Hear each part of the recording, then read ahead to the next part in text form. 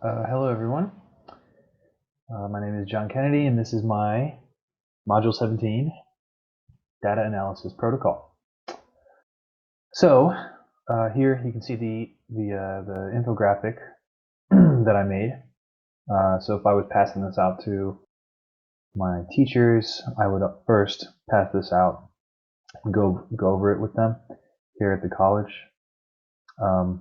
Right now, there are no other teachers, just me and my wife, as far as the foreign professors go for the English department. But if there were more, and if we were leading them or something like that, then I would definitely pass this out. So let's just go over these quick topics here. We have first, collect the data. Second, examine and analyze the data. Third, develop a clear goal or vision, if you will. Number 4, implement the changes. Number 5, analyze the results. And then we would repeat every time we needed to repeat this process. So let's take a look at the actual data protocol. Let's go over the components. So this is the protocol that I would use with my teachers. Starting with collect the data, some of the questions that I think that we need to ask are what data we currently have, okay? If we have any other existing data before this, that might inform how we might go about collecting this data. Are we collecting the data continuously? Okay, and what methods are we using? This relates a lot to our course, which it reiterated again and again and again that data collection is just a continuous process that needs to happen pretty much all the time, always. Teachers should be collecting data. What data do we have that tells us about our performance on both large and small scales, so on a national level or on a district or local level, okay? Is there any data set that should be collected that we currently are not? So any gaps that need to need to be addressed, right? We need to talk about those. Examine and analyze the data. Moving on. Okay. This question, does anything jump out at you? This is from an earlier assignment that I saw, and I think it's a good question to ask. All right. Sometimes there might be just glaring information in the data that might tell us some sort of problem. Is there anything surprising about the data, or something unexpected? I think that's important. What does it say about our strengths and weaknesses, right? Good to analyze what we're doing right, what we're doing wrong. Does it suggest any trends? So if we look at data from the previous semester, maybe, do we see a trend in how students are performing? Or maybe we started a program last semester and we're starting to see a trend of students performing better, something like that. Very important. And of course, are there any achievement gaps, right? Determining a clear goal, I think very important. This course talked a lot about having a goal or having a vision and making it very clear to staff and making sure that it's a shared goal, shared vision. So I think it should be an important step in our data analysis protocol.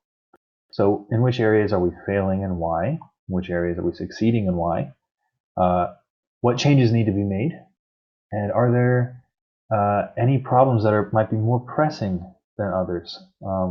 Sometimes we might need to deal with a problem immediately, as quickly as possible, and another problem might be maybe something that's not as important and not as immediate, I should say.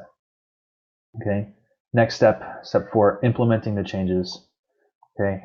Some important questions we should always ask is how soon can we implement them? How soon can we view the data that we record from these changes? Because remember, we're continuously collecting data from everything we do. And how will we track it? Okay, where are we going to store it, etc., etc. And which data points are the most important for us to track? So we need to keep a kind of clear head and make sure that we are not wasting time with other data that's not important to our goal. Okay, and then the last step, analyzing the results. We need to talk about, did we succeed or fail? And how do we know that? Which data is telling us whether or not we did?